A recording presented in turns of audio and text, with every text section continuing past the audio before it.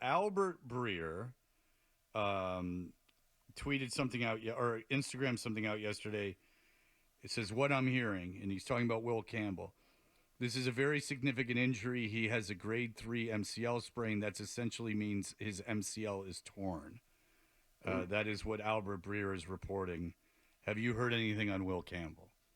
That's interesting. I have not heard that, but I think it probably not a surprise. You know, he got carted off a field with a towel over his head, and his teammates are all very somber in Cincinnati. I mean, you know, just like from watching it, you know, I think we've all watched a lot of football, and when someone's basically crying as they get carted off the field with a knee injury, you historically think it's pretty bad. So the reporting on that, guys, has been all over the place, right? Remember that first week it was Will Campbell could be back in a couple weeks, but Jared Wilson might be out 4 to 6 weeks. And then all of a sudden it flipped to where Will Campbell's going on the IR, but Jared Wilson isn't going on the IR.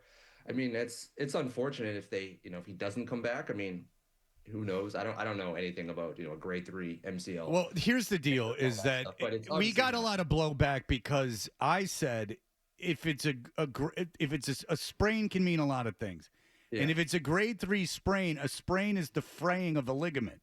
So if it's an MCL sprain and it's severe and it's frayed enough, just because it didn't snap, doesn't mean that it's not something that requires surgery. Which I got to tell you, Mark, for whatever reason, was not very popular with our audience. But it is indeed a medical fact, which no one wanted to hear. But now that he is on injured reserve and is indeed being reported, it's a grade 3 MCL sprain, which, ladies and gentlemen, without any opinion, only that of the medical industry, is by definition of tearing of the MCL ligament. Do you think people should apologize to me, Mark? I think so. I think everyone owes you a big apology. Thank you.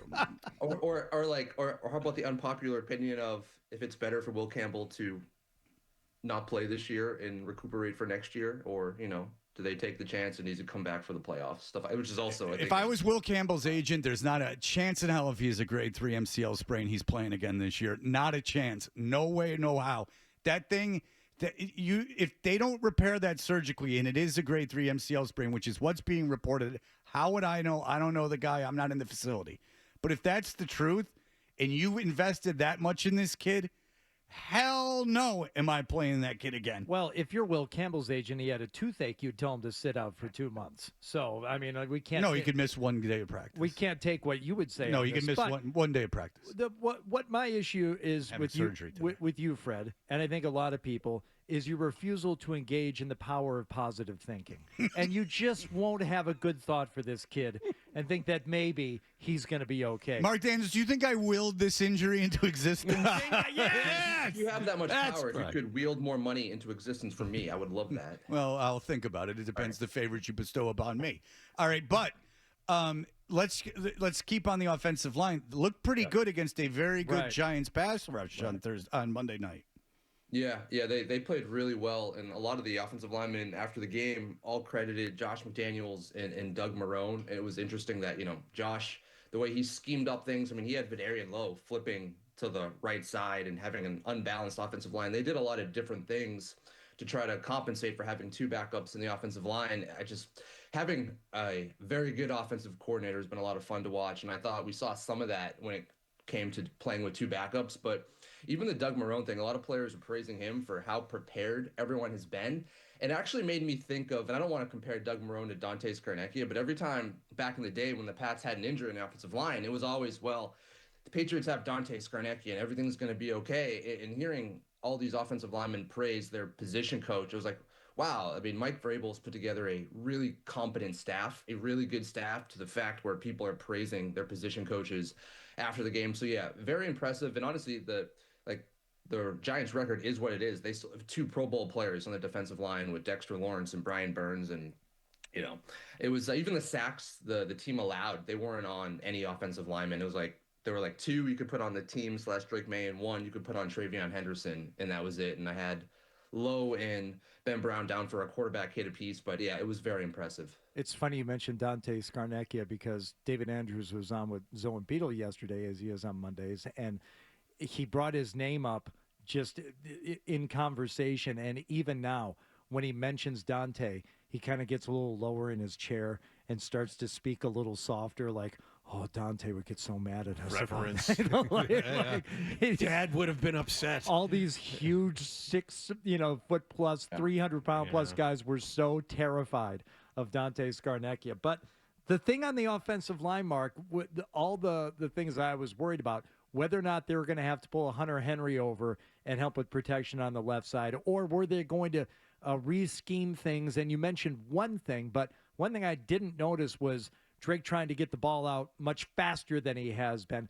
I didn't see any of these things like come to fruition. So was there anything else that they did, or did they not have to make up for any deficiency on the left side because they just played well enough? Honestly, they sent like tight ends and running backs to chip defensive ends. So like defensive ends would get hit or edge rushers would get hit, and then they would go and try to get blocked by the tackle. That was really it. It was almost like in a sense business as usual. They were creative, but it wasn't like they were using Hunter Henry as a blocking tight end. He would hit Brian Burns and then he'd go out in his route, and just that little chip gave Vidarian Lowe and Morgan Moses plenty enough time to do their job. So it's it's night and day watching this coaching staff compared to what we watched last season.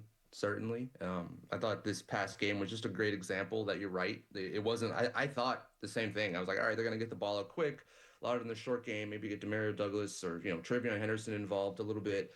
Nope, Drake May was still looking like an MVP candidate and throwing downfield, and it took some creative plays. They would put a tight end in the backfield and have him chip the edge rusher, and he'd go out on his route. So now the Patriots have the best record in the NFL. They're 11-2, and in a broader sense, Mark, a lot of things I read yesterday.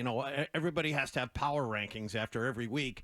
A lot of them have the Patriots as the best team in the NFL, and a lot of people have Drake May as the best quarterback in the league as well. First of all, do you agree with that? Second of all, what do you think this team is capable of in the playoffs? I'm there. I've been sort of on the cusp all season of like, their strength of schedule is the easiest in the NFL and all this. And Drake, he's up there in passing and all that stuff, but he hasn't had a bye week. But I think at this point, it's really hard to deny. I mean, the combination of Mike Vrabel and Drake May looks pretty elite, and that's what matters at this time. Even like looking at the power rankings, like, all right, what teams scare you? And for me, it'd be what teams have better quarterbacks than you, what teams have more experienced head coaches. It's a reason why I wouldn't want to see the Chiefs in the playoffs just because of Andy Reid and Patrick Mahomes. But yeah, I think Drake May is he's looking like one of the best quarterbacks in the league already at age 23. I think the only younger quarterbacks who started last weekend were JJ McCarthy JJ McCarthy didn't even start. The kid from New Hampshire, probably. Yeah, Brosmer. And look out for him. Jackson Dart. Jackson Dart's one of the. It's like I'm gonna say Drake started the year as the second youngest quarterback behind JJ McCarthy, and then Jackson Dart was another guy who's younger than him. So like I'm just saying the fact that he's that young and he's doing what he is already. Certainly makes me, and it should make everyone else, a believer. And in terms of the strength of schedule, I'll just say this. Yeah, the Pats have the easiest strength of schedule in the NFL, but number 2 easiest is the Chicago Bears, who have the number 1 seed. And number 3 easiest is the 10-2 Denver Broncos. I don't know what the correlation is there, other than those teams are all playing really well and they're beating up teams in their schedule. Yeah, Chicago and Denver finish up very difficult. But the Patriots have a couple difficult games, even though I don't love the Ravens. I don't think the Ravens are that great a team, but what are you going to do? Mark, I think it's interesting where you mentioned like you still don't want to face Andy Reid and Patrick Mahomes or the Chiefs because of Reid Mahomes. And I tend to be with you on that. But is that ebbing a little bit just based on the way the rest of the team has played? Because as good as Mahomes is, and as much respect as you might have for Andy Reid, it's looking like it's just not enough for them this season. Yeah, it's true. It's looking like the the end of the Chiefs dynasty a little bit, and so I hear you. I think like again, the last team I'd want to face at Gillette Stadium come whatever it is, divisional rounds, but the fact that they are losing to the teams they're losing to, they lose to the Bills, who you beat. They lost earlier in the season, but even, losing to the Cowboys, who have sort of been inconsistent this year. It's, yeah.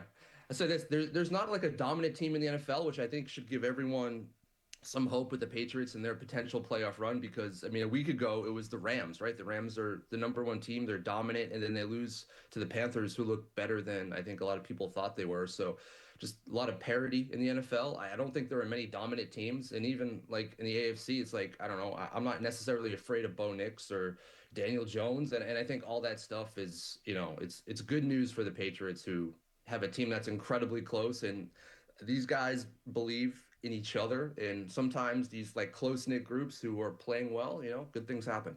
Yeah, and if you look at the future with Kansas City, I don't know how they're going to get dramatically better in the offseason. Buffalo's not going to get dramatically better in the offseason. The Chargers are the Chargers, who might be similar to you in that they're going through a lot of injuries, and maybe they'll be okay next year. But, I mean, if you look at, like, dynasties in the AFC, I mean, Bo Nix is a very limited quarterback. He's not nearly as good as Drake May. I mean, the AFC seems to be – certainly the AFC East seems to be yours for the foreseeable future. And that's a good place to be with a 23-year-old quarterback. Not a lot of waiting, but you look at it, and if it's not this year, I can't see this team with a healthy Drake May not making the playoffs for the next few years. So that's a good place to be because the Patriots are in a position only to get better. Because no matter where they draft, that player's coming in and, taking over and improving a position.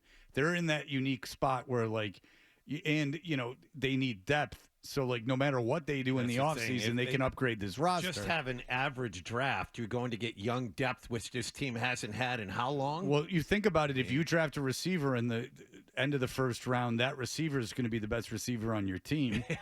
So, or should be if you draft well. Yeah. So, like, there you go. I mean, you take an interior lineman, that's probably the best interior lineman. You take a pass rusher, that's probably the best pass rusher.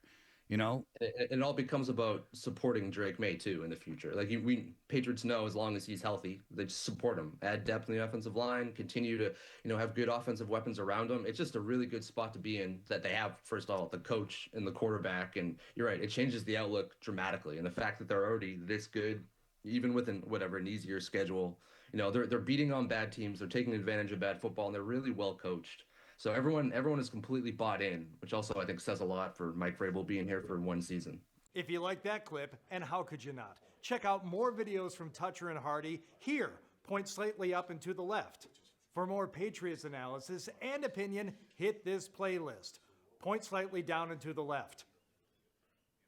And for the latest from the Sports Hub, download at 985thesportshub.com.